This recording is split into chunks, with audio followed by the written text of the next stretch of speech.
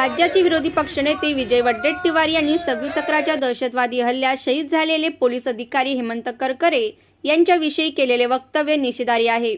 वडेट्टीवार म्हणाले की करकरे यांचा दहशतवाद्यांच्या हल्ल्यात नव्हे तर पोलिसांनी केलेल्या गोळीबारात मृत्यू झाल्याचे बेताल वक्तव्य केले।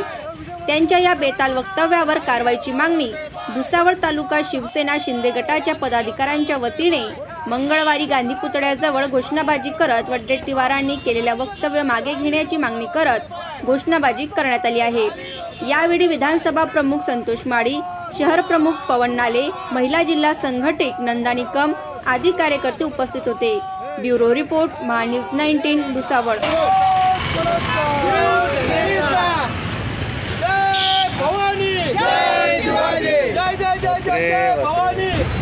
काँग्रेसचे विरोधी पक्षनेते विजय वडेट्टीवार यांनी जे स्टेटमेंट दिलेलं आहे की बस सविस्तर शहीद हल्ला झाले नसून पोलीस डिपार्टमेंटच्या गोळीबारामध्ये हेमंत करकरे साहेब सगळे शहीद झाले तर त्यांचा शिवसेना भुसावळतर्फे आम्ही जाहीर निषेध करतो।